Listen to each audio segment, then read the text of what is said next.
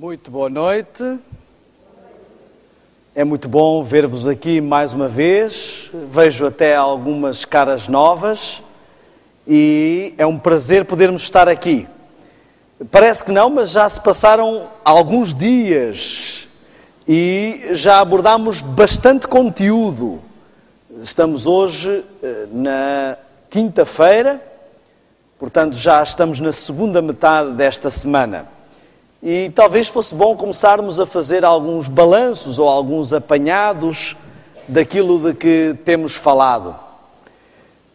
Eu diria que a essência do que temos falado é de que estamos no meio de um conflito entre o bem e o mal. Esse conflito se iniciou no céu, se estendeu à terra, como todos sabemos, e é um conflito no qual todos estamos envolvidos. E no final deste grande conflito triunfa quem vencer a guerra dos sentidos. Porquê a guerra dos sentidos? Nós temos visto como várias das atividades que nos rodeiam e que nos atingem através dos sentidos, do ouvir, do ver, do tocar, do provar e do cheirar, são a forma como pode o mundo exterior ter acesso ao nosso mundo interior. E nós vimos que, basicamente, o padrão que se usa para minar essa força tem sido basicamente o mesmo. Qual é ele? Quais são as duas partes da nossa mente que têm estado a ser abordadas neste contexto? O tálamo e o hipotálamo, que representam o estímulo carnal, sensorial ou hormonal, e o lóbulo frontal. Nós vimos como, através dos mídias, da televisão, do vídeo, do cinema, a exposição continuada a esses meios, por causa da intermitência dos conteúdos expostos, vai hiperestimular o tálamo e hipotálamo, ou a produção hormonal, e atrofiar o lóbulo frontal. Vimos ontem... Anteontem vimos toda a história da música, o surgimento de um novo estilo de música, no contexto de toda uma estratégia de chegada do movimento Nova Era, de toda uma estratégia de preparação para a chegada do grande engano, da contrafação, da contraposição.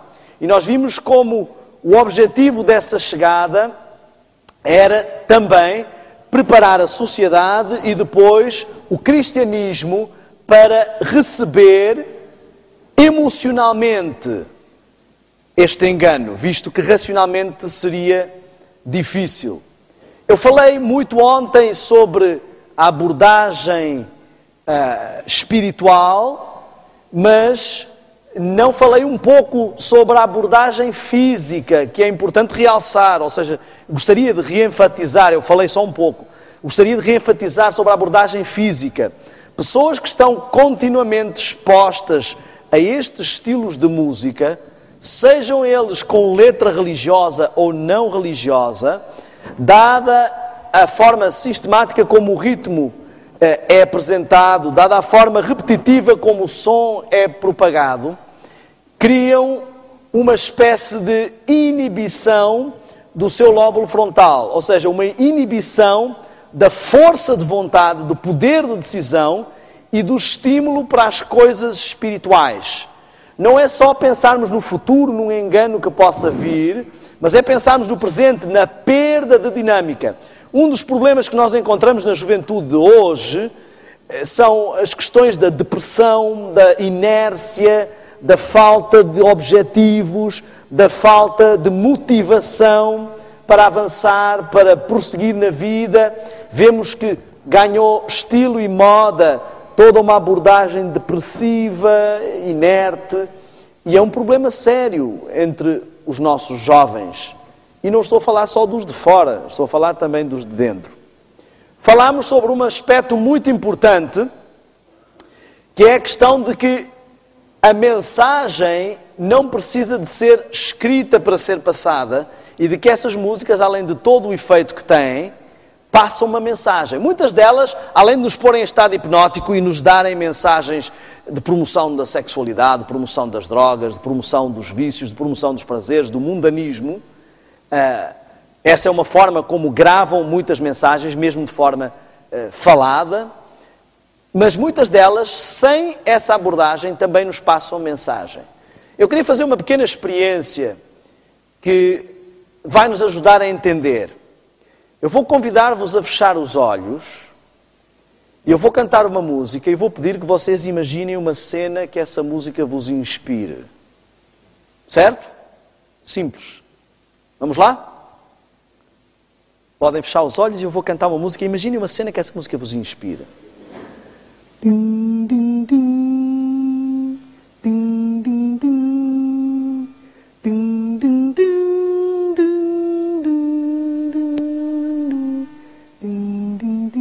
Podem acordar. Agora vamos fazer uma experiência diferente.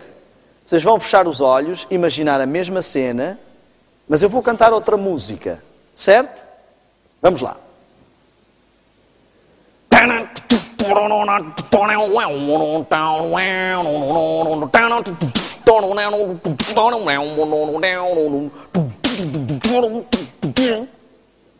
E então? Que tal? Conseguiram imaginar a mesma cena? Alguma destas músicas tem letra? Mas tem ou não tem uma mensagem? Conseguem imaginar um bebê a dormir com a música e ele ali tranquilinho a dormir? Ou alguém a conduzir um carro a alta velocidade? Que música é que as pessoas põem quando vão para a discoteca? Enquanto ajeitam a gravata? Enquanto põem a gola para cima e os cabelos em pé. Estão a ver? A música, mesmo sem ter uma letra, tem uma mensagem. E nós temos que ter cuidado, temos que pensar qual é a mensagem que realmente uma música transmite. E é verdade, falámos sobre isso ontem, que há músicas calmas que, mesmo assim, transmitem uma mensagem de meditação transcendental, uma mensagem não propriamente espiritual, mas espiritualista. Uma coisa muito importante que eu queria deixar para resumir este assunto da música é um fator simples. O critério que o inimigo conseguiu meter na cabeça de todas as pessoas para a escolha de música é o gosto. E esse é o critério que faz com que os peixes sejam apanhados. Não sei se vocês já repararam. Gostam de minhocas. Então, o peixe pode olhar e ver, ele nem sequer pensa em anzol, ele só pensa em minhoca. E se nós só pensarmos em gosto, vamos engolir este e outros anzóis. O que eu queria que entendêssemos que, claro que gosto é um critério importante para se ouvir música. Eu também não preciso estar a ouvir músicas que não gosto. Qual é o prazer disso? Mas esse não é o único critério. Normalmente quando as pessoas falam de música, elas dizem, o que é que tu curtes? Eu gosto disto, eu gosto daquilo. Estão a ver? Então, nós temos que entender que não é só uma questão de gosto. Se fosse uma questão de gosto, não precisávamos do cristianismo para nada.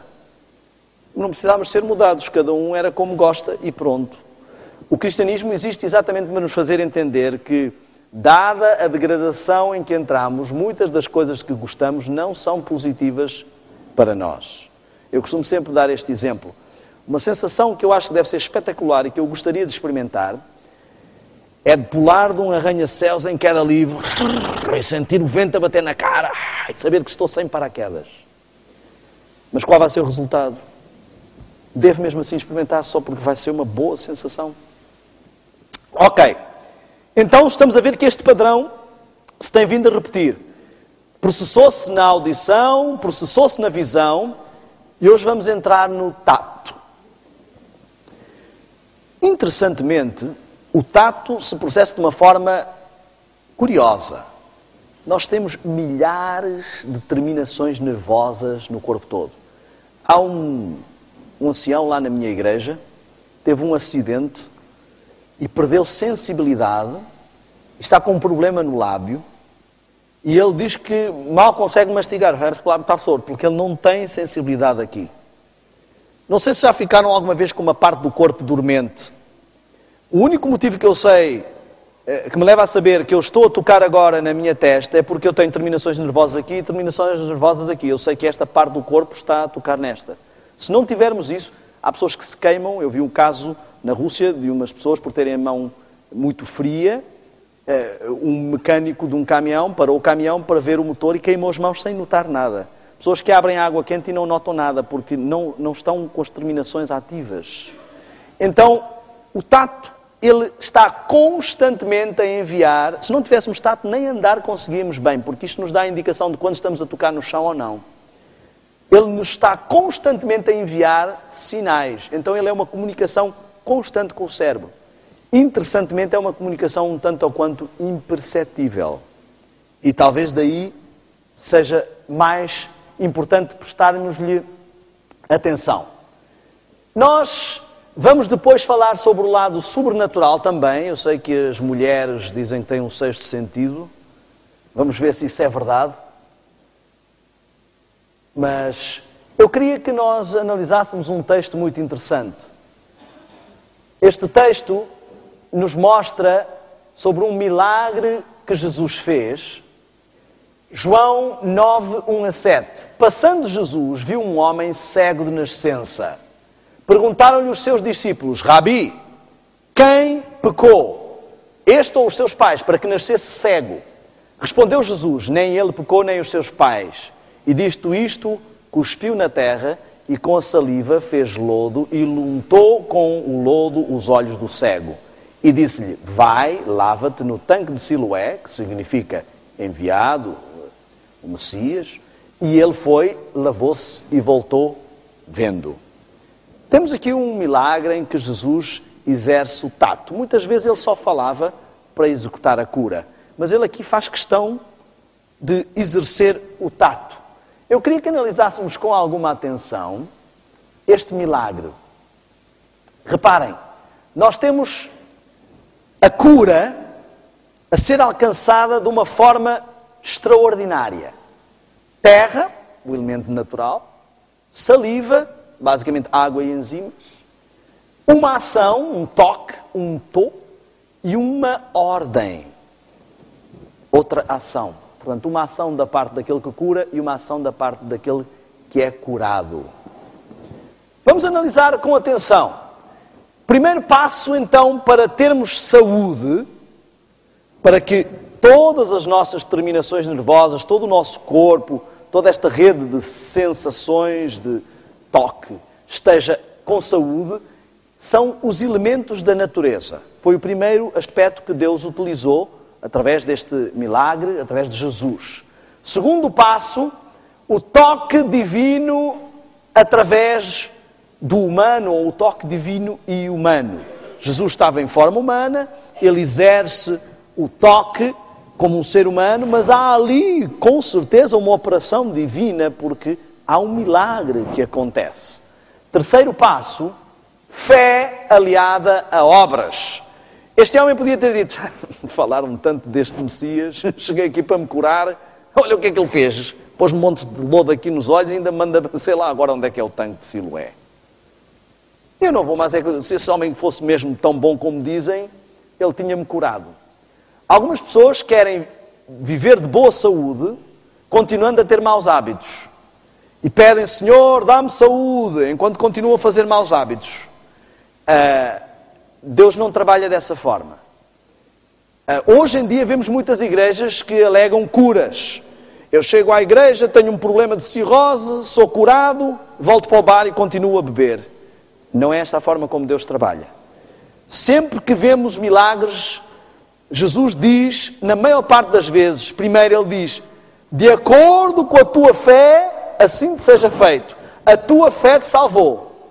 Primeira ação, ter fé, exercer fé. Fé implica confiança. E depois é uma fé ativa. Ele diz normalmente, vai e não peques mais. Só a ver. Não esperemos gozar de boa saúde se conscientemente, às vezes mesmo inconscientemente, temos maus hábitos. Eu vou um pouco mais longe. Nenhum cristão, nenhum adventista espera ser protegido das pragas se continuar a exercer as atividades que trazem essas mesmas pragas. Nenhum cristão espera ser protegido da sida se continuar a exercer uma sexualidade desmedida. Deus não trabalha dessa forma. E ninguém espera ficar sem bicos de papagaio, sem espandilose, sem reumatismo, sem todos os problemas, se continuar a praticar todas as coisas que conduzem a esses problemas. Eu queria que analisássemos um pouco, então, estes 3 passos. Elementos da natureza, toque divino e humano, fé e obras. E nós vamos analisar como há exatamente as mesmas coisas envolvidas neste sentido. Diz o Espírito Profecia, na maneira como o Salvador curava, havia lições, ungiu com terra os olhos de um cego, dizendo-lhe, vai, lava-te no tanque de Siloé. Olhem este detalhe. A cura se podia operar só pelo poder do grande médico. Ainda assim, Cristo fez uso dos simples agentes da natureza, conquanto não recomendasse as medicações compostas de drogas, sancionou o emprego de remédios simples e naturais. Eu queria, isto está em Desejado de Todas as Nações, página 823 a página 825. Agora, a pergunta que se coloca é, tudo bem, e o que é que Ellen White percebe de saúde? Até vou um pouco mais longe, e o que é que este Daniel Spencer percebe de saúde? Ele é médico, Nós estivemos nos Estados Unidos, tivemos alguma formação médico-missionária, conceitos de saúde práticos, mas eu não venho aqui na qualidade de especialista de saúde, tal como ontem não vim aqui na qualidade de especialista de música. Eu quero que nós entendamos que nós estamos a falar aqui na qualidade de coisas espirituais e todos nós devemos debruçar-nos sobre coisas espirituais. Mas eu vou usar algumas fontes do Espírito de Profecia. E muitas pessoas poderão dizer, pois, mas isto ela escreveu lá para o tempo dela, isto são coisas, a ciência já descobriu outras coisas. Um dos principais motivos porque muitos adventistas não gozam de boa saúde é porque continuam a pôr os conceitos da ciência acima da inspiração profética. Olhem, se o Espírito de Profecia está ultrapassado, a Bíblia está muito mais ultrapassada, porque a inspiração profética é muito mais antiga. Mas eu não venho falar de Ellen White numa perspectiva religiosa, mas eu venho falar de Ellen White numa perspectiva técnica. Imagine uma cena. Estamos no hospital e os médicos estão todos reunidos a tentar resolver o caso de um paciente. E debatem, eu penso que devíamos fazer assim, eu penso que não, eu acho que não é uma boa ideia, eu penso que devíamos fazer assim. E está um camponês sentado e os médicos estão a debater e ele levanta-se e diz, desculpem, eu não queria estar a interromper, mas eu estava aqui a pensar, talvez vocês pudessem fazer assim. Os médicos olham para este homem e dizem, mas o senhor é médico? Não, eu sou leigo nestas coisas, mas é a minha opinião. E os médicos, muito obrigado, experimentam todas as coisas que estavam a pensar entre eles e nada está a dar certo. E um deles diz assim, olha, isso é que aquilo que o homem disse é meio disparatado, mas já experimentámos tudo, também só falta experimentar isso. Experimentam e, olha, deu certo. não é que o rapaz até teve sorte, acertou. Olha a coincidência. Estão reunidos outra vez para resolver o caso de outro paciente. A mesma história, a conversa. O homem diz, olha, eu não quero interromper outra vez, mas eu estava a pensar, talvez se fizéssemos assim. Desculpem estar-me a intrometer, mas eu não tenho nada a ver com isso. Bom, talvez a reação ainda fosse de suspeita, mas já iam dizer assim, ok, se nada mais der certo, nós vamos pensar nessa hipótese. Muito obrigado, muito obrigado. Tentam tudo, nada dá certo, e voltam a tentar aquilo que o homem disse e dá certo. Como é que vocês acham que eles vão pensar da terceira vez? Se ele chegar e disser, sim, diga lá o que é que acha. Mesmo que ainda haja alguma resistência, pelo menos já temos que dar algum crédito. Agora, se isto acontecer 5, 6, 7, eu acho que vai chegar um ponto em que, antes de fazer qualquer coisa, o que é que vão dizer? Oh Zé, o que é que você acha que a gente deve fazer aqui? É ou não é? Ninguém quer saber. Reparem, as pessoas não chegavam, mestre, olha é o seguinte, eu não vejo. Ouvi dizer que faz milagres, mas eu queria ver as suas credenciais. Onde é que o senhor se formou? Porque eu não vou tomar agora um milagre de qualquer pessoa. Então, quando as pessoas buscam cura, elas têm que saber onde é que vão buscar. E eu quero dizer-vos porque é que eu vou apresentar alguns textos do Espírito Profecia. Religião, educação, ciência, relacionamento, comportamento, evangelismo, profecias, saúde, medicina, nutrição, gestão, finanças. A lista poderia não acabar. São estes os assuntos que ela escreveu. Uma pessoa que nem tem a 4ª classe. Se alguém que escreve coisas desta envergadura, num tempo em que não havia nem metade do conhecimento que nós temos, sem ter sequer a 4ª classe, acho que há alguma coisa que nos chama a atenção aqui. Sabem? Já ouviram falar de Shakespeare? Por que é que nós aprendemos Shakespeare na escola, que é o escritor mais traduzido no mundo, e não aprendemos Ellen White na escola, que é a escritora mais traduzida no mundo? A escritora americana de ambos os sexos mais traduzida no mundo. Não é estranho? Pelo menos por motivos literários, esta mulher devia ser, pelo menos culturalmente, não é ser inculto, não saber, nem sequer quem é a pessoa que tem a segunda pessoa com mais livros traduzidos no mundo. Não é inculto? Porquê é que não aprendemos nas escolas? Talvez porque não haja interesses. Enquanto Shakespeare nos ensina linda poesia que não tem nenhum efeito prático na nossa vida, há aqui vários conselhos que salvariam as pessoas de muitos males. Mas como eu disse, eu vou falar desta mulher porque ela é a tal pessoinha que está ali no canto, que não percebe nada de nada, mas que dá os conselhos e acerta. Com 100 anos de avanço. Por exemplo, em 1864 ela disse que fumar não era bom e que isto era um hábito prejudicial. Os médicos disseram, está bem, você é médica, você percebe alguma coisa disso, nós receitamos isto como um calmante, é uma tradição vinda dos índios, resulta muito bem, a pessoa fuma e sente-se muito bem. Só 100 anos depois é que a Associação Médica Americana declarou que não, fumar é prejudicial. Hoje alguém tem dúvidas? Ninguém tem. Em 1869, ela disse que eletricidade era algo que tínhamos no cérebro. Os médicos olharam, coitadinha. Qualquer dia vamos pôr a mão na cabeça e levar um choque elétrico.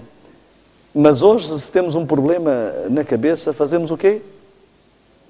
Eletroencefalograma. Será que tem alguma coisa a ver com eletricidade?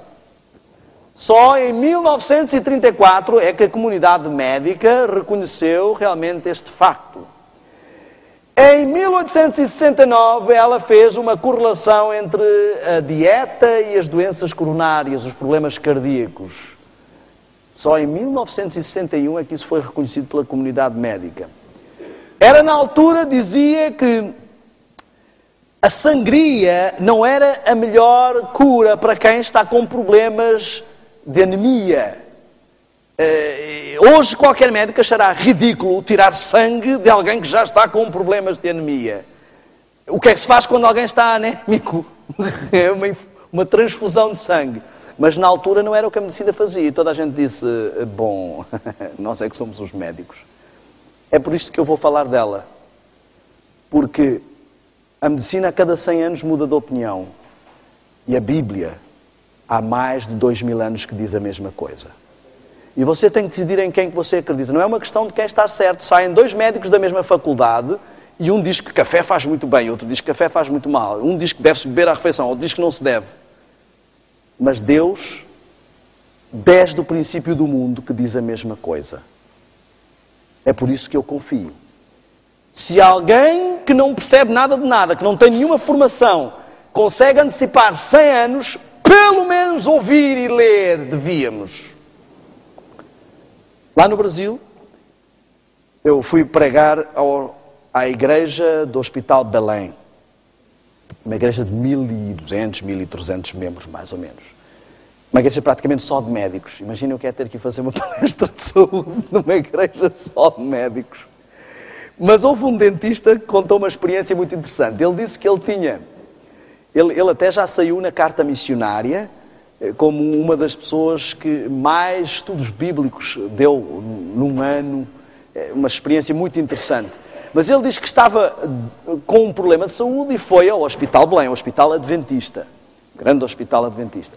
Foi ao hospital e foi ao médico. E o médico, bom, vamos ver aí uns exames e tal. E havia lá um médico, não adventista, muito conceituado, uma pessoa já com uma certa idade, que ficava com o consultório em frente do médico onde ele foi.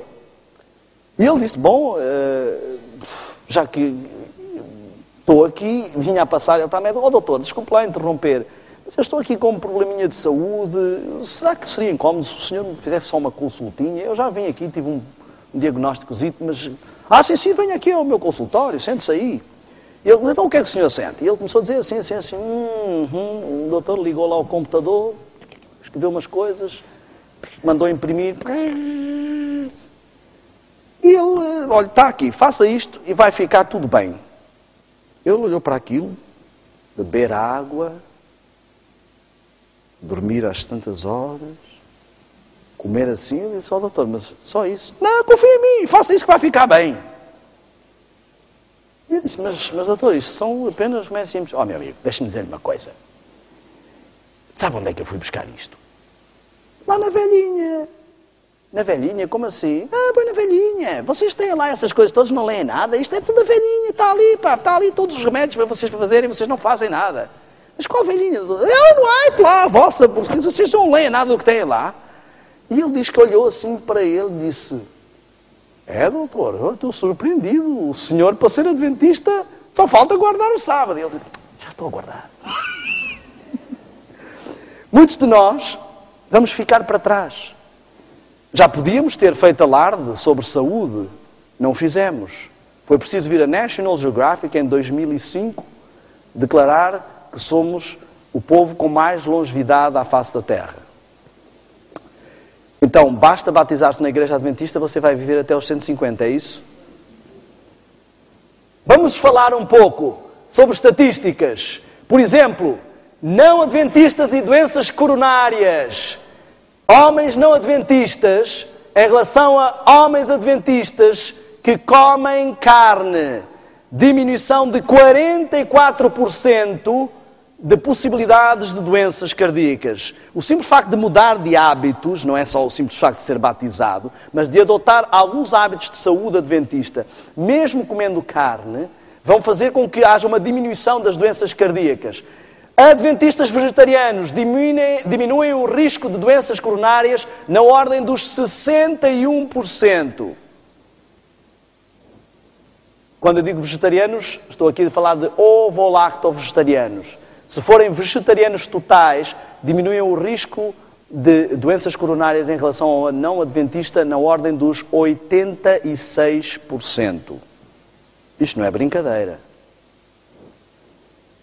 Sabem, às vezes as pessoas têm muitas resistências. Já sei que alguns já estão preocupados. Será que este vem agora falar que temos que ser vegetarianos todos, que quem não for vegetariano não vai para o céu? Olha, eu vou-vos dizer uma coisa. O diabo tem convencido muitos adventistas de que isso de ser vegetariano é um fanatismo.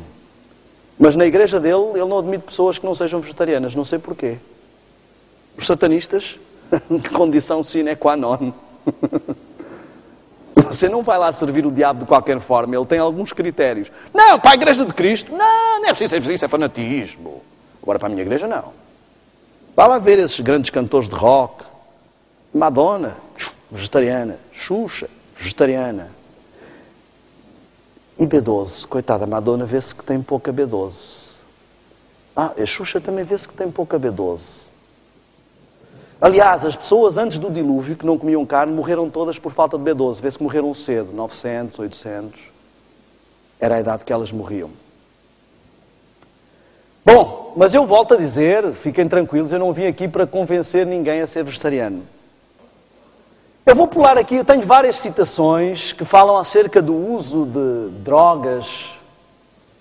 Ela faz várias citações, chama o uso de drogas de venenosas, diz que as drogas não curam, a medicação de drogas é uma calamidade, usai-as cada vez menos, então a natureza poderá usar os médicos de Deus. As drogas raramente precisam de ser empregadas. Reparem que ela utilizou a expressão raramente, não quer dizer que não haja nenhum caso, porque pode haver extremos. Eu não vou para o hospital com uma apendicite dizer não quero nada porque eu pratico medicina natural. Temos que ter cuidado. Mas o que estamos a falar aqui é de uma mudança de comportamento e hábitos. O trabalho dos médicos é levar os homens e as mulheres que estão sob o seu cuidado a verem que a causa das doenças é a violação das leis da saúde. Empregar para os doentes os remédios providos por Deus na natureza. Nós temos todos ao nosso alcance bênçãos fantásticas, conceitos fantásticos que não seguimos. Agora, quais os efeitos que isto poderá estar a ter sobre nós? A doença, esta citação é importante. Há duas citações muito importantes. Esta de cima, muitos médicos não gostam. Não é seguro confiar nos médicos que não mantêm o temor do Senhor diante de si. Muitos de nós confiamos mais no médico do que em Deus. Confiamos mais no médico do que no Espírito Profecia. Somos capazes de não acreditar numa coisa que está escrita no Espírito Profecia, mas somos capazes de ir ao médico e ele está dizendo, o Senhor tem que parar com esses hábitos. E nós aceitamos o que ele está a dizer. Parece uma pessoa credível. Eu, numa outra igreja, na Bahia, fui fazer uma palestra de saúde e pedi às pessoas da igreja o seguinte, por favor, arranjem um médico, porque se houver alguma pergunta, eu costumo fazer no final das palestras, aqui como temos começado um pouco mais tarde, terminado um pouco mais tarde, não tenho feito isso, mas costumo fazer um momento de perguntas. Eu disse, às vezes pode aparecer uma pergunta bicuda, que esteja lá um médico. Foram-se fazendo as perguntas, eu fui conseguindo responder, houve lá uma pergunta, que era um pouco mais interessante entrar em detalhes técnicos, eu chamei o médico, ele veio e deu o testemunho. E o testemunho dele quase que me fez tremer das pernas. Ele disse assim, olhem, apreciei muito esta palestra, foi fantástico, princípios fantásticos. Desculpem lá, eu sei que estou um bocadinho gordo, e isto realmente até é vergonha eu vir aqui no final desta palestra. Mas vocês, adventistas, têm uma mensagem extraordinária, eu quero cópias desse palco. Eu disse, mas pegaram um médico não adventista aqui. E depois eu parei assim e disse, obrigado, senhor, porque talvez se fosse um adventista ele ia dizer exatamente o contrário daquilo que eu estou a pôr aqui. Nós, às vezes, acreditamos menos naquilo que temos. Eu não estou aqui a falar contra, quero deixar bem claro, mas eu quero que nós entendamos que temos muitas vezes clichês, conceitos, preconceitos e tabus. A doença é um esforço da natureza para libertar o organismo. Nós vamos entrar em algo que está hoje estabelecido. Eu estou muito feliz porque sei que muito do que eu vou falar esta noite, a Igreja em Portugal começa a estar muito sensível a esta mensagem. Sempre se falou, eu cresci a ouvir falar sobre estas coisas, ainda me lembro aqui há muitos anos, quando esteve em Portugal, o Dr. Sangli, já há muitos anos, não, muitos não, que eu não sou tão velho assim, mas vejo que começam a haver muitas Expo Saúdes, começa a haver muitas mensagens e fico feliz por isso.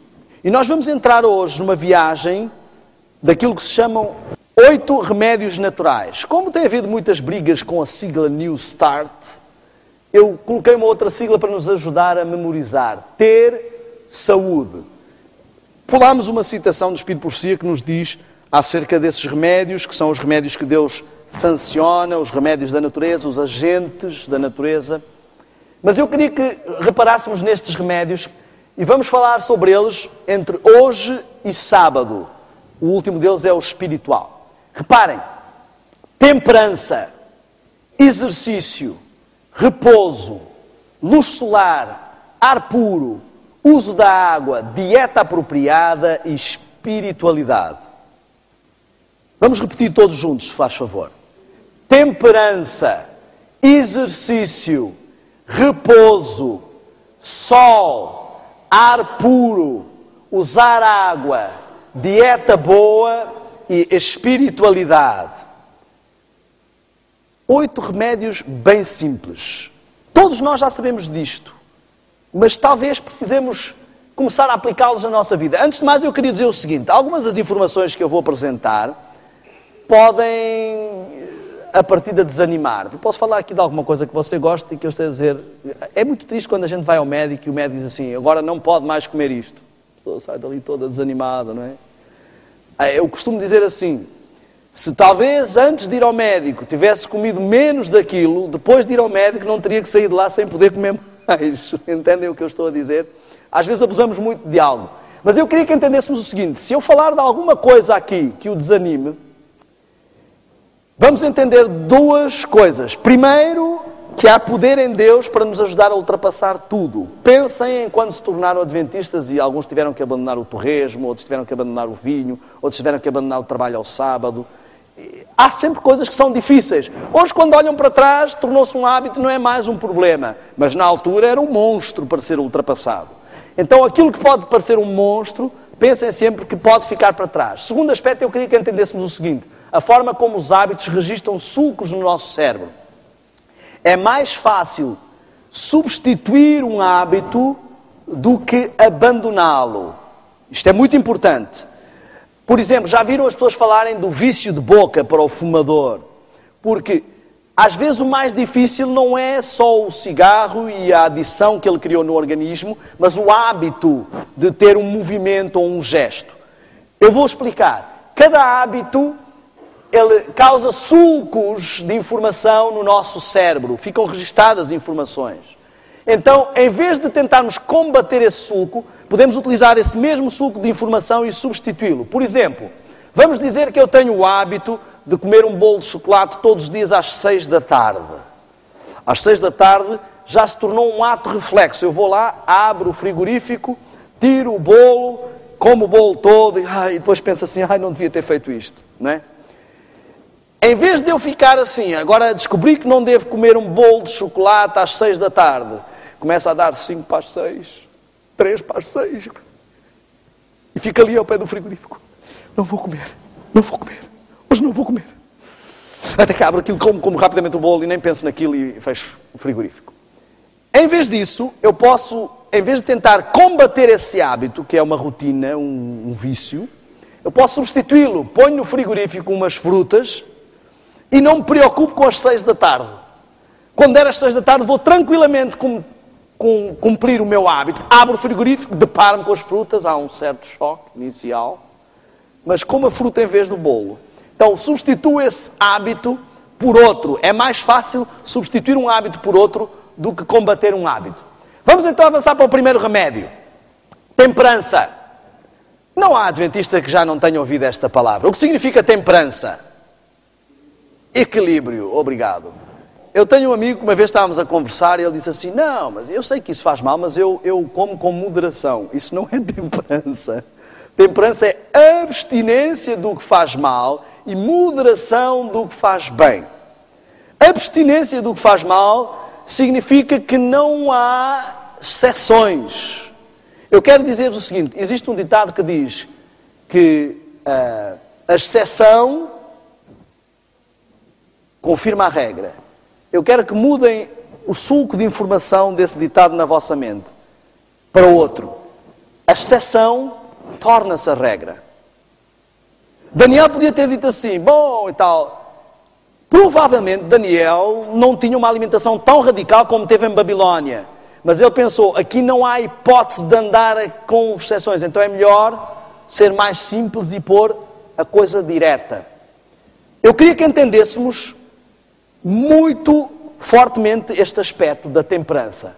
Longevidade nos adventistas. Esperança de vida nas mulheres, 2 a 5 anos mais do que a esperança de vida nas mulheres do mundo. Vou pôr assim, todos estamos no mundo.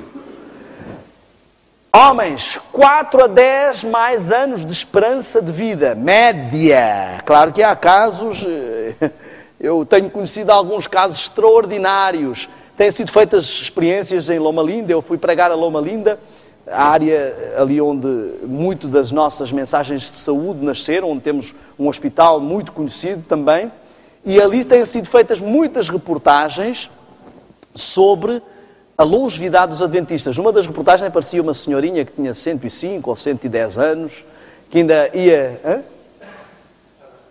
a abastecer o carro, exatamente, e a mostrar que os dentes eram todos dela e que tinha acabado de renovar a carta de condução. Enfim. Olhem só, tudo isto são dados e estatísticas confirmados por uma série de instituições reconhecidas nos Estados Unidos. A primeira estatística feita desde 1958 em mais de 50 mil adventistas. Isto não é uma coincidência só. Se nós não estamos a pôr em prática estes hábitos que estão elucidados à Igreja Adventista, estamos a perder grandes bênçãos. A segunda estatística feita desde 1972 sobre 34.198 adventistas. E o que foi definido como os aspectos principais desta saúde são estes. Em linhas gerais, o que essa estatística definiu como sendo as características comuns destas comunidades: dieta à base de vegetal. Não estamos aqui necessariamente a dizer que, não estou com isto a querer dizer que você tenha que ser vegetariano. É claro que tem, eu só não estou a dizer. Mas eu quero que entendamos o seguinte: o que quer isto dizer é que precisamos inverter alguns hábitos. A carne deixou de ser um acompanhamento e passou a ser o prato principal. Quando perguntam o que é o almoço, borrego, frango assado, eu não perguntei o que é o acompanhamento. Reparem, o ator secundário passou a ser o ator principal. E isto é uma inversão de valores. Mesmo que consumam carne, se é o caso de alguém que decide, pelo menos ela não deve ser o aspecto principal. Hoje as pessoas vão ao restaurante, o restaurante gaba-se tem um bife do tamanho do prato. E qual é o tamanho da conchinha de arroz? E se pede ao garçom, olha, pode ser outra conchinha, ele já olha assim. Este indivíduo é estranho. O que é que eles chamam de salada no restaurante? Uma folha de alface? Salada? Ok. Segundo aspecto, exercício regular. Muitas vezes se bate nos adventistas porque não deixaram ainda a carne, mas eu acho que os adventistas precisam apanhar muito mais por causa deste fator. Exercício regular. Abstinência de álcool, cafeína e drogas ilícitas. Eu quero chamar a atenção para as drogas ilícitas. Mas nós vamos falar um pouco também das drogas lícitas, que às vezes são piores. Quero que saibam que o cigarro não é uma droga ilícita. Não fumar, está aqui. Manter o peso saudável e confiança em Deus. Este foi um dos fatores, curiosamente, considerado como importante para ter boa saúde. O que é confiança em Deus na base? Eu quero que entendamos que confiança em Deus não é uma superstição vã. Ai, como Deus queira que dê certo, tomara que dê certo. Ai. Isto não é confiança em Deus.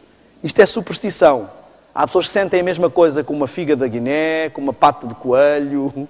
Enfim, ela não quer dizer que elas são pessoas de muita fé, elas são supersticiosas. Existem muitos cristãos supersticiosos. Eles não confiam em Deus. Eles têm Deus como um amuleto, esperam que dê tudo certo. Mas acham que não têm nenhuma interação a fazer nisso. Bom, eu gosto de citar Gálatas 4,16, que diz: por acaso tornei-me teu inimigo por dizer-te a verdade? E gostaria que este texto fosse mantido na vossa mente ao entrar nesta fase. Todos nós somos um pouco como o fariseu e o publicano. Batemos no peito e dizemos assim: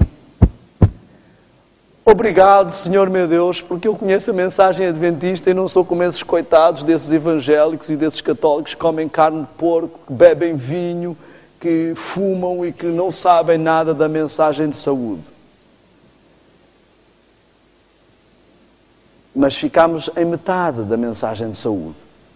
Um sonho grande que eu tinha, que a minha esposa nunca me deixou realizar, era de vir para um comes e bebes da igreja e trazer uma garrafinha de vinho escondida aqui debaixo do braço. E quando toda a gente pudesse as suas colas na mesa, eu pôr também o meu vinho. Porque há para aí alguns vinhos que são bem mais fracos que muitas colas que nós bebemos.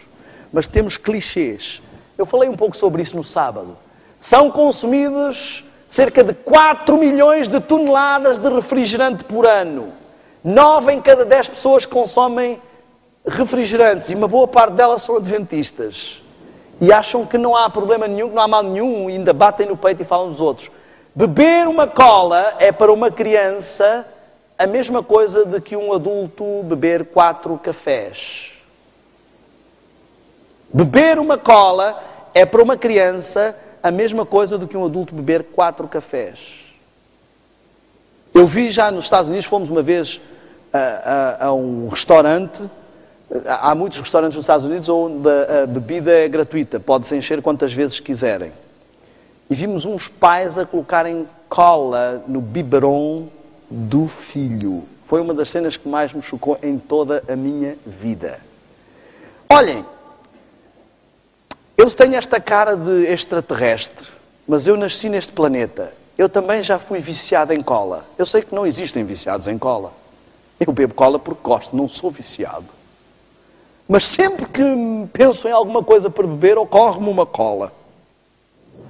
Por que será?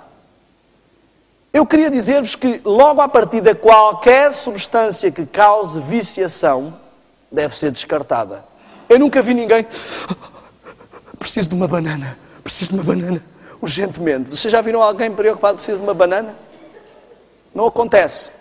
Normalmente aquilo que não é saudável não nasce nas árvores nem no mato. Já viram alguma árvore de colas? Não existem. Outra coisa que eu queria dizer é que, como eu disse no sábado, vinho ou bebida forte. A cola começou como sendo um remédio.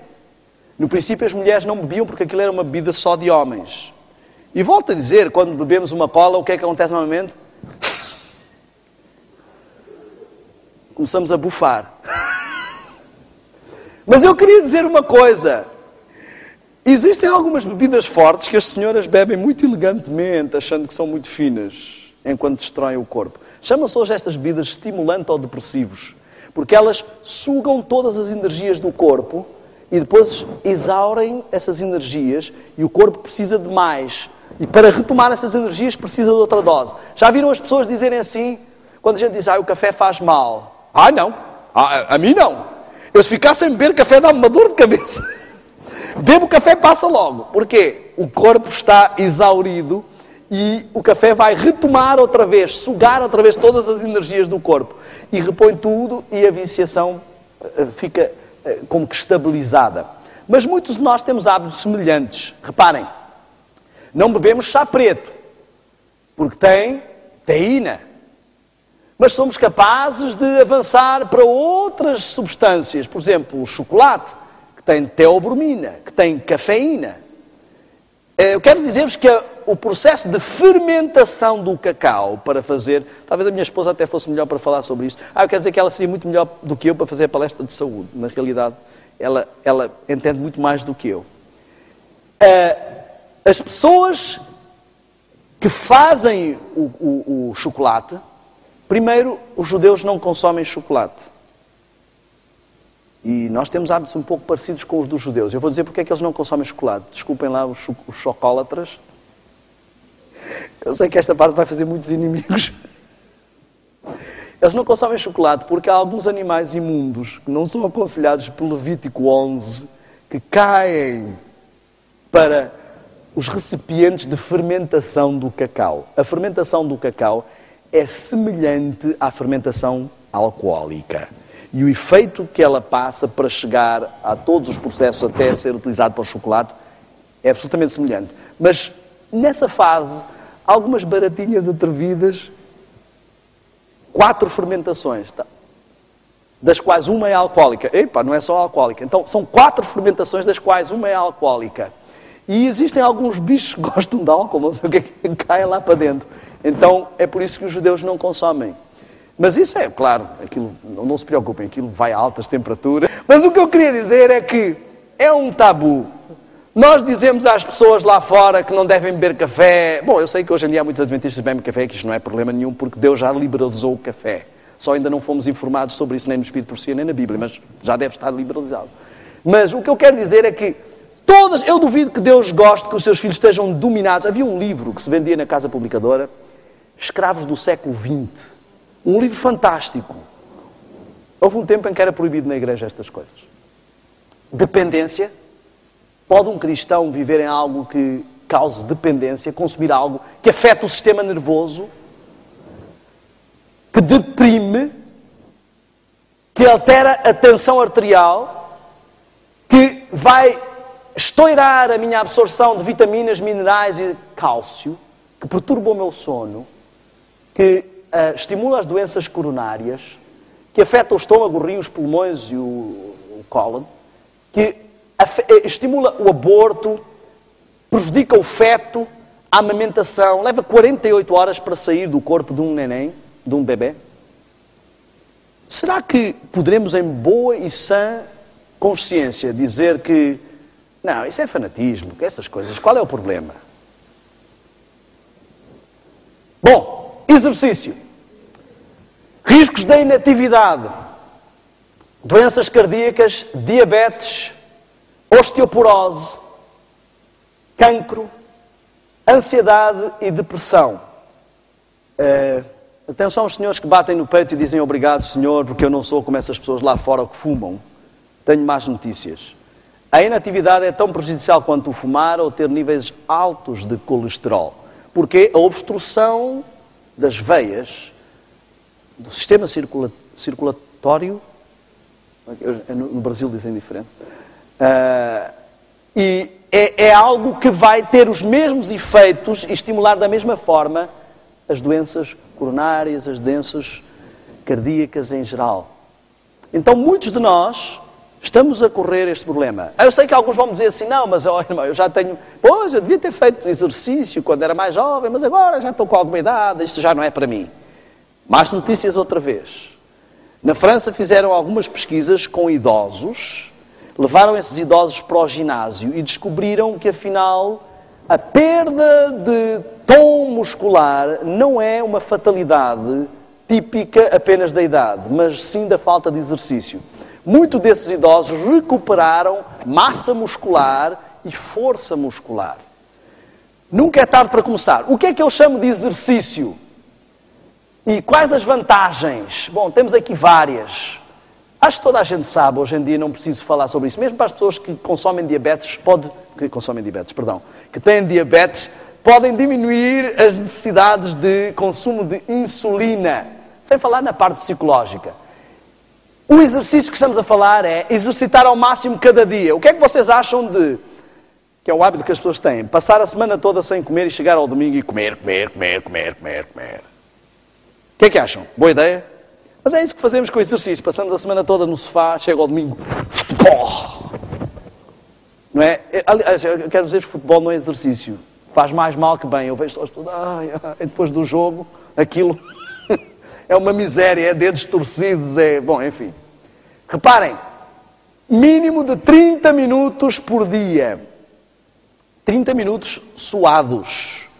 Então não importa a que nível você está, por exemplo, uma pessoa que não faz muito exercício, se ela caminhar daqui até lá ao fundo e voltar várias vezes, vai ficar toda suada. Fez o exercício do dia. Depois vai progredindo. Porque quanto menos exercitados estamos, mais esforço se exige. Então, mais suamos. Repouso.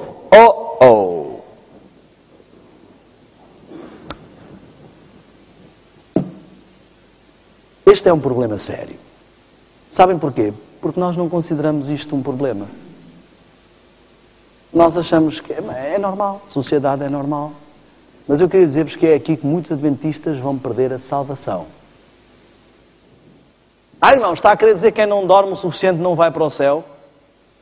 Se puserem dessa forma é ridículo.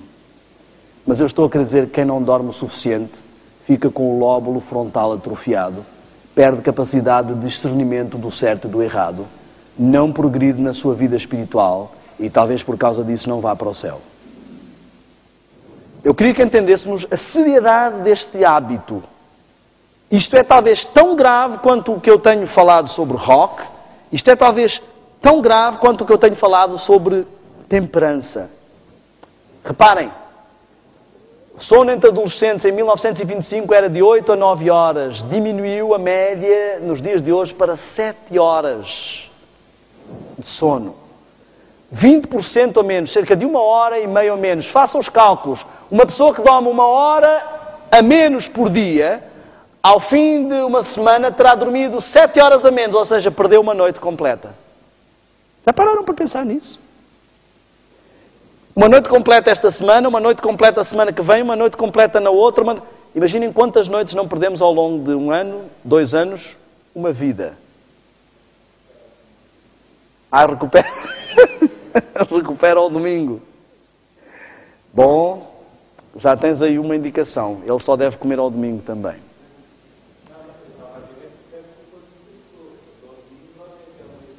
Dormem até ao meio-dia. Olhem só, mais de 100 mil acidentes por ano. Sabem que é uma das causas principais de acidente a seguir ao álcool? Isto é incrível. Olhem só, quando aumenta a hora ou diminui a hora, aumenta ou diminui nível de 8% os acidentes. Isto é incrível. Isto é incrível. Porquê? Sabem porquê? Porque além da diminuição da resistência física, do sistema imunitário estar enfraquecido, há uma diminuição da eficácia mental, um abrandamento geral dos processos mentais. Olha uma coisa muito simples que nunca as pessoas associam à falta de descanso. Saio da sala, vou à cozinha buscar qualquer coisa, chego à cozinha... O que é que eu vinha buscar? Não me lembro. Volto para a sala. Muitas dessas pequenas falhas de memória, às vezes, são simplesmente falta de descanso. Dificuldade de concentração. Além da irritabilidade, não é? Eu conheci um ditado muito bom. Sabem, a astenia matinal, não é? Se você tem mal a acordar, não saia do quarto. Os outros não têm culpa disso. Olhem só, a memória recente é a mais afetada, mas há um fator terrível. Isto tem um impacto na nossa vida espiritual. Distinção entre o certo e o errado é profundamente afetada. Sabem que uma das características típicas de tortura em tempo de guerra é a privação do sono para fazer lavagem ao cérebro. Deixa-se o prisioneiro várias noites sem dormir. Ao fim dessas noites, ele já não consegue ter autodomínio sobre si mesmo, passa o pleonasmo, e não desbobinar todas as coisas. Ele quer não confessar, não dizer as coisas, mas não consegue mais exercer domínio nem discernimento. Em menor escala do que isso, é verdade, mas o acúmulo de cansaço que muitos cristãos desenvolvem tem diminuído em grande medida a sua dinâmica espiritual. Eu quero dizer-vos uma coisa com toda a sinceridade. E não estou a dizer isso para dizer, olha que eu sou muito bom, eu faço isto, façam como eu. Façam como eu, não porque eu sou muito bom, mas é porque o que eu faço é muito bom. Eu deixei de fazer semanas de oração, vou-vos confessar sinceramente. Sabem porquê? Porque as semanas de oração estavam a acabar com a minha espiritualidade. Não, semanas de oração acabar com a espiritualidade? Sim. Quando cheguei a Portugal, toda a gente começa... Tive que brigar porque queriam começar às 8h30. Não foi aqui. Mas o que eu quero dizer é o seguinte. Os portugueses são aqueles que, de toda a Europa, vão para a cama mais tarde. Nos Estados Unidos, já às 9h30, o shopping, o centro comercial, está fechado. Sábado à noite. 9h30. Isto é loucura para nós. Às 9h30 é que vamos ainda jantar. Pois os americanos já estão todos em casa, quase a recolher. Não há essa vida noturna. Eu quero dizer-vos sinceramente que eu acredito que um dos motivos porque nós não somos a cabeça da Europa é exatamente por causa destes hábitos. Deitar tarde, comer mal de manhã porque comemos muito à noite. Enfim, não há dinâmica. Isto prejudica o nosso avanço. Não só como país, mas também espiritualmente. Então eu tive que começar a recusar porque quando chega às semanas de oração eu nunca consigo levantar-me à hora, porque sempre acaba muito tarde. Então é muito raro eu aceitar semanas de oração. Sei que aqui acaba tarde porque sou eu que sou o pregador, mas eu gostaria que começássemos mais cedo. Seria fantástico. Bom, eu quero ser bem incisivo, contundente, cutucar. Faça um compromisso sério com Deus de mudar. Mas isso na sociedade em que estamos não é possível.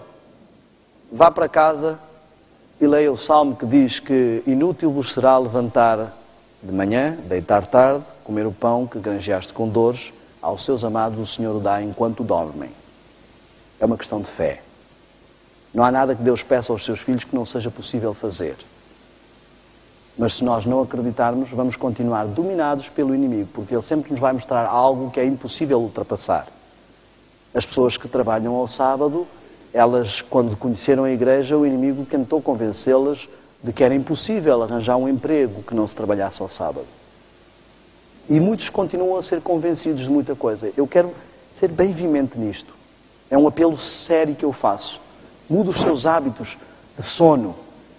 Sugestões para ficar sem fadiga. Resolva os seus problemas antes de deitar. Isto também faz parte da confiança em Deus. Muitas pessoas vão para a cama e pensam: amanhã vem essa concha da luz. Como é que eu vou pagar a prestação do carro? Meu amigo, não vai adiantar nada.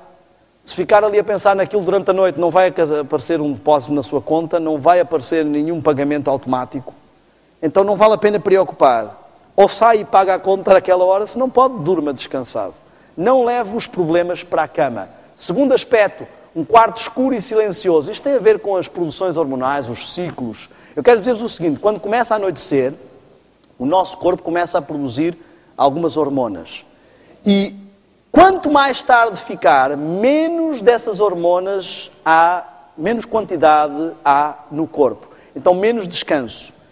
Dormir 5 horas depois da meia-noite descansa 1/3 ou metade do que dormir 3 horas antes da meia-noite.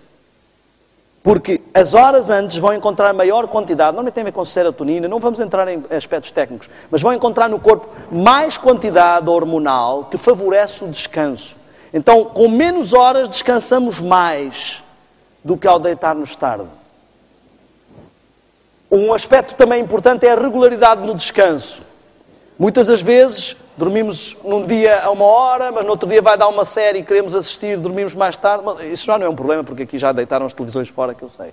Mas, de qualquer forma, para muitas pessoas que têm uma certa irregularidade no descanso é complicado. Exercício diário. Uma das coisas que ajuda a descansar bem é exercitar.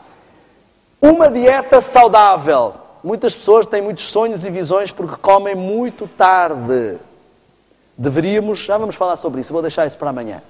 Faça uma cesta de 15 a 30 minutos diários. E tenha confiança em Deus. Muito importante, um dia de descanso semanal. Um dia de descanso semanal, mas isto é necessário falar com adventistas, sim.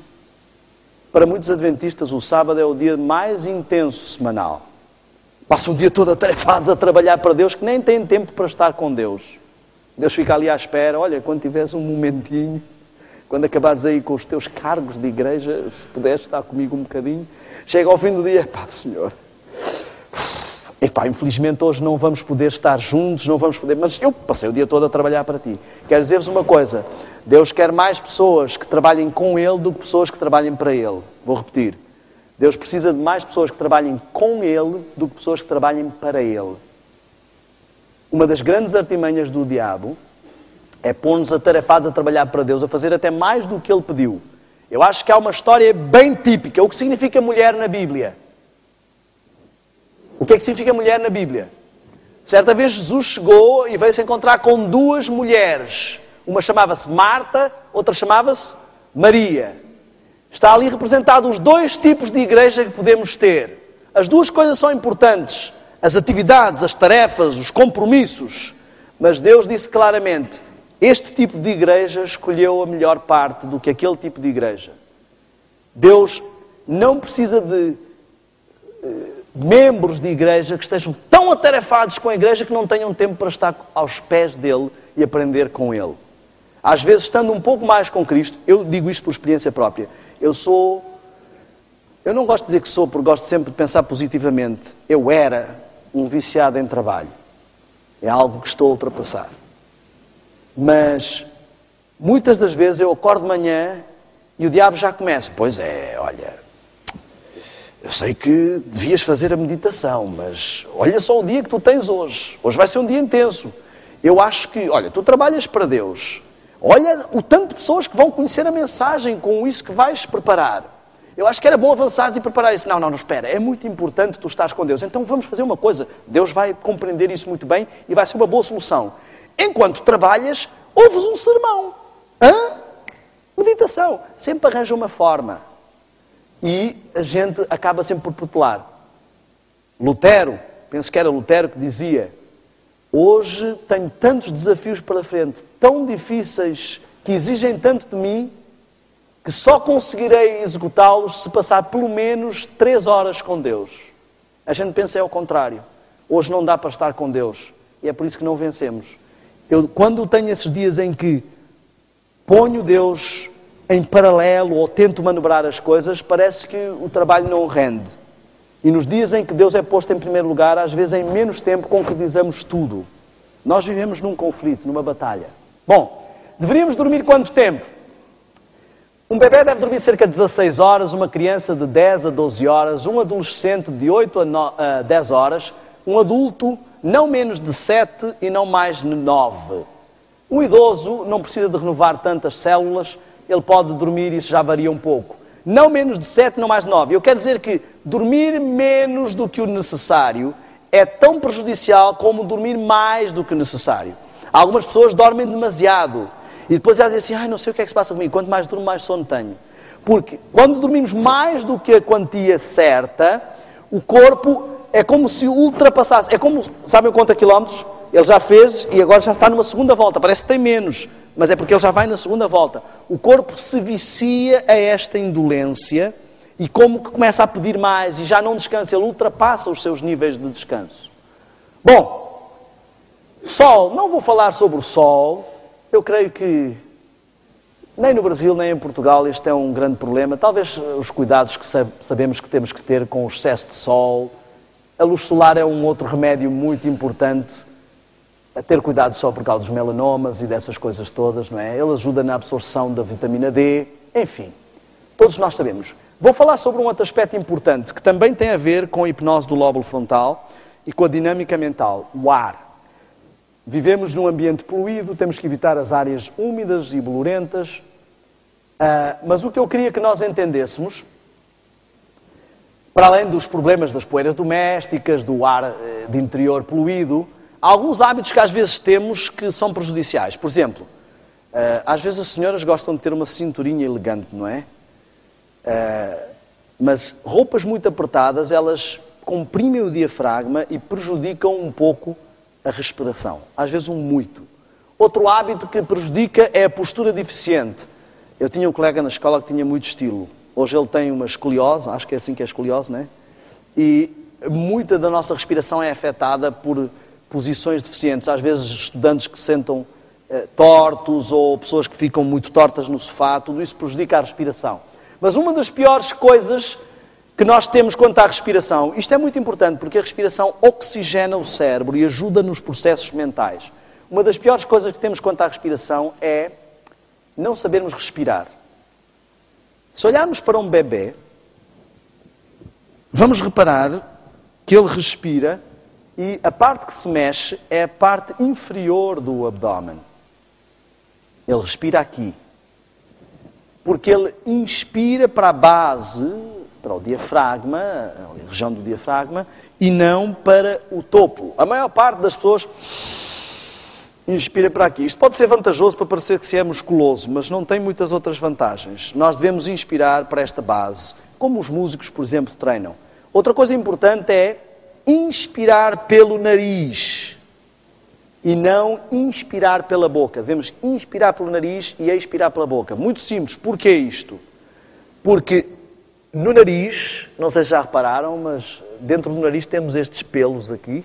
Alguns têm fora também, mas dentro do nariz temos estes pelos que eles servem para filtrar as impurezas.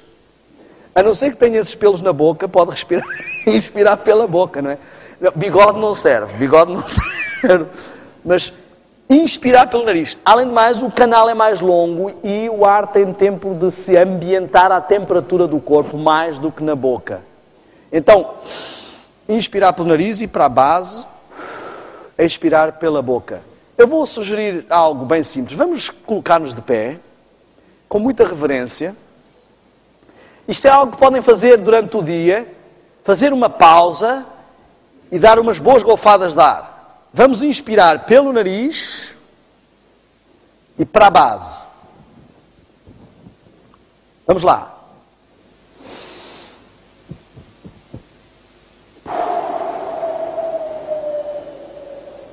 Vamos lá outra vez.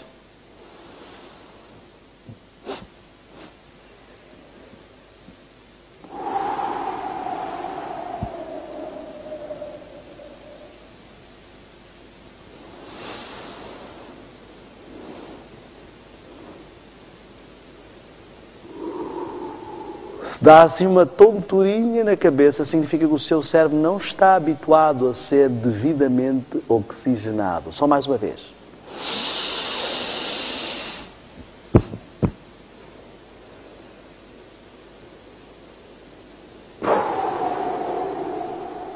Não é relaxante? Isto é algo tão simples. Estão a ver como Deus nos coloca remédios que são simples. Muito obrigado. Podem sentar-se. Deus nos coloca remédios tão simples que podemos exercitar. Isto é uma pausa que podemos fazer durante o dia muito tranquilamente. Muito obrigado. Preferencialmente de manhã com ar fresco. Olha, bons momentos para respirar são os seguintes. De manhã, como a Sara já disse, é um bom momento. Aqui mais algumas dicas. Eu vou pular um pouco. Mudar-se para o campo é uma boa sugestão. Nós estamos prestes a fazer isso. Mas umas boas dicas, elementos purificadores do ar, as tempestades, já repararam que depois de uma chuvada parece que o ar fica leve, fica aquele cheiro de terra no ar, porque as tempestades despolarizam o ar e fazem com que haja um equilíbrio entre a polarização das células do nosso corpo e do ambiente. E depois de uma boa chuvada é bom respirar. Onde há areia, água e vegetação. Estes são elementos onde há bastante ar puro. Arranha-céus ainda não se foi descoberta nenhuma propriedade de purificação do ar. Amanhã nós vamos falar sobre a água. Eu queria dizer-vos o seguinte. Se não querem sentir um peso na consciência amanhã na palestra, bebam muita água durante o dia. Nós vamos falar sobre muita da saúde que poderíamos gozar num remédio tão simples como este. Eu queria dizer-vos o seguinte, com muita sinceridade. Não percam esta palestra da manhã. O simples mudar deste hábito tão fácil, tão ao nosso alcance, poderá dinamizar grandemente a vossa saúde. Quero dizer-vos que amanhã vou explicar como a água me libertou dos males terríveis que eu sofria da enxaqueca. Vou-lhes mostrar isso. Muito simples. Eu vou falar-vos sobre coisas, com pequenos hábitos, vocês podem mudar radicalmente a vossa saúde. Então, amanhã nós vamos entrar neste remédio, que ao mesmo tempo que vamos falar sobre um dos agentes da natureza, ou dois, no caso vamos falar sobre isto e a alimentação, vamos também entrar no próximo sentido, que é o paladar. Muito poderia-se falar sobre o tato. Ele está relacionado com muitas sensações. Mas eu queria realçar, talvez, deste caso, o seguinte. Nós vimos que muitas das nossas pequenas atividades têm influência na nossa mente. Por exemplo, respirar convenientemente e a dinâmica mental. Por exemplo, descansar convenientemente e a dinâmica de discernimento e poder de decisão, os mesmos efeitos da força de vontade. Eu sei que às vezes parecem pequenas coisas, dizemos, também não é por causa de não respirar bem que eu vou cair em tentação. Eu costumo sempre apresentar uma pequena alegoria que vai ajudar a entender. Alguém que se importaria de casar ou ter uma namorada que tivesse o nariz um bocadinho torto? Só um bocadinho, assim. Só se nota de frente. Está de lado nem se nota nada. O nariz um bocadinho torto. Importavam-se? Deixariam de casar com uma pessoa só porque tem o nariz um bocadinho torto? Sim ou não? Não. O que é isso? Um bocadinho torto. Quem é que não tem o nariz um bocadinho torto, não é? Ou que ela tivesse as orelhas um bocadinho demasiado para a frente, só um bocadinho. Ela tem este problema das orelhas um bocadinho, ou uma orelha um pouco mais para cima que a outra. Um pequeno detalhe, quer dizer, as mulheres usam cabelo comprido, quem é que vai reparar na orelha, não é? Ou talvez, se ela tivesse um outro problema, digamos que uma sobrancelha um pouco mais para cima do que a outra. Mas os olhos são lindos. Hã? Um pequeno pormenor. Ou, por exemplo, há pessoas que têm às vezes um membro um pouco mais comprido. Para falar, normalmente ninguém nota, mas se esticar assim os dois vai-se notar um bocadinho. Alguém deixaria de casar com uma mulher que tivesse um pouquinho, uma mão um pouquinho maior que a outra? Não. Mas e se esta mulher tivesse a sobrancelha torta, o nariz torto, a orelha torta e as mãos um bocadinho mais para a frente que a outra? Casariam com ela? E o caso já fica mais complicado, não é? Pois é exatamente assim que o diabo trabalha. Quando a gente se fala de música, sim, eu ouço uma ou outra música, mas não é por aí também. Quando a gente fala de comida, sim, eu como isto, é uma outra coisa, mas não é por aí também. Quando a gente fala de descanso, sim, eu não estou a dormir o que devia, mas também não é por aí. Quando a gente fala de beber água, respirar, eu não estou a fazer como devia, mas também não é por aí. Eu assisto um bocadinho mais de televisão.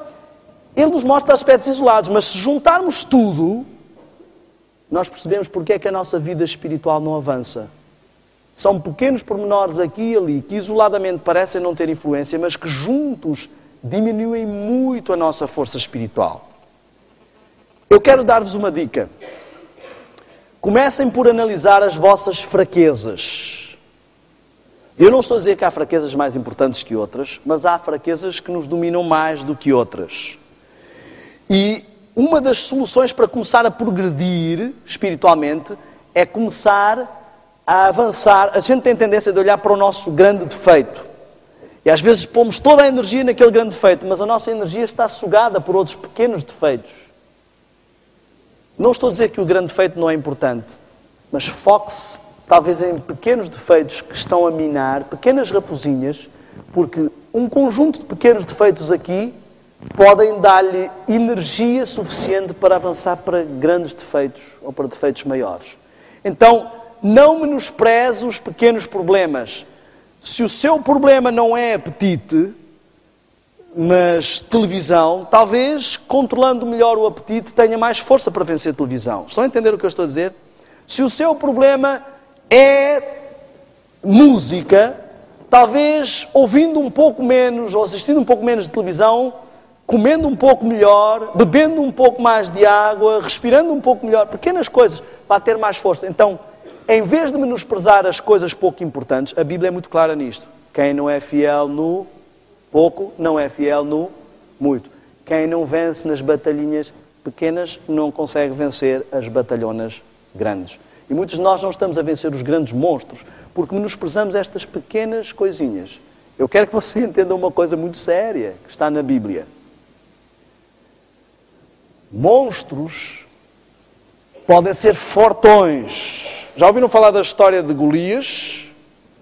Parecia que não havia nenhuma brecha ali. E uma pequenina pedrinha foi o que acabou com a festa. E não sei se vocês repararam num pormenor. Onde é que acertou essa pequenina pedrinha? Lóbulo frontal. Não sei se estão a perceber a lição que Deus quer dar. Às vezes pensamos que somos muito fortes, porque temos este ou aquele talento, esta ou aquela qualidade. Mas desprotegemos com pequenas coisinhas que acabam por derrotar-nos. Já viram que uma pequenina coisinha fez tombar uma coisona deste tamanho e acabou com ela? Muitos de nós deixamos de ser gigantes espirituais por causa de pequenos pormenores. Senhor nosso Deus, muito obrigado por esta promessa. Vemos que as pessoas que estão aqui, Senhor, apesar do avançado da hora, desejam buscar este poder. E que eles não saiam daqui sem a bênção que vieram buscar. que a sua busca, que a sua persistência seja recompensada. E esta noite o que eu peço, Pai, é que eles saiam daqui preenchidos com uma dose especial de ânimo, de fé e, acima de tudo, do Teu poder. Em nome de Jesus. Amém.